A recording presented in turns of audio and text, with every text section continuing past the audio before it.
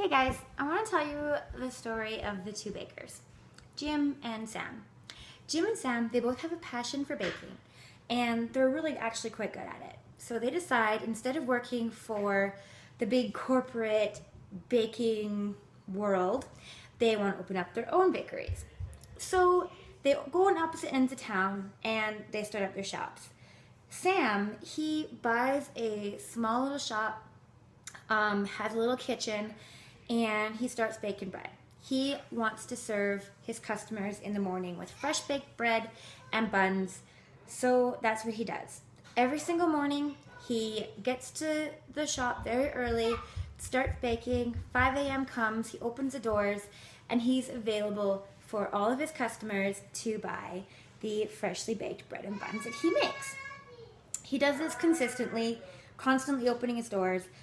In the beginning, he didn't really get any customers at all. No one really knew about him. He was new, the shop was new, but he knew that people would start coming once they realized that he was offering freshly baked bread and buns for the community.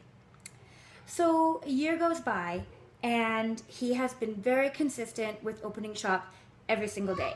He hasn't really done a lot of marketing, just word of mouth. He talks to people. People start noticing, though, that every morning his shop is open and he is selling really great buns and bread.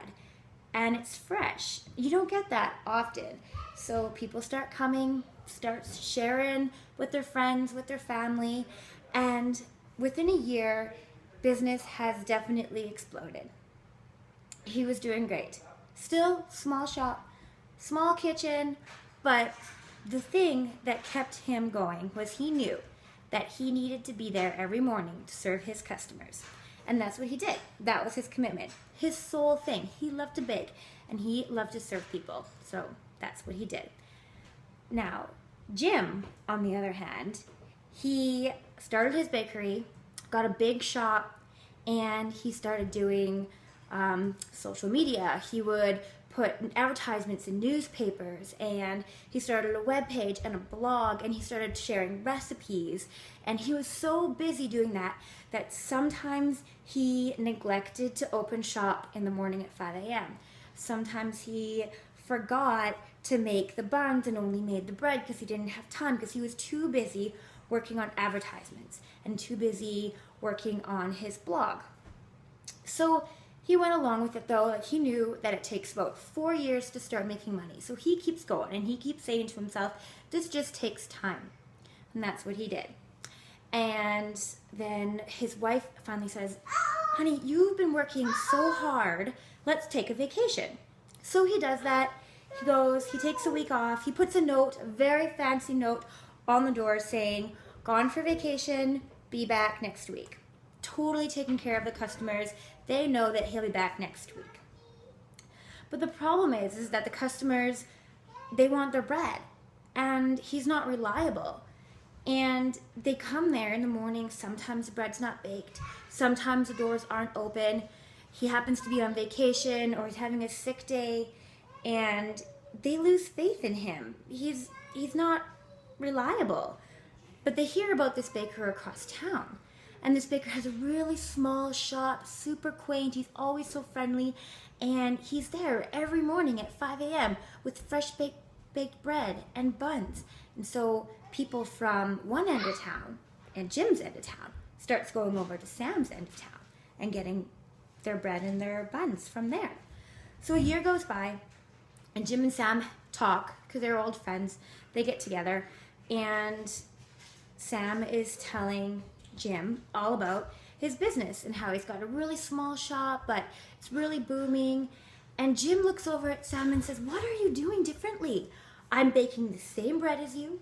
I'm baking the same buns as you.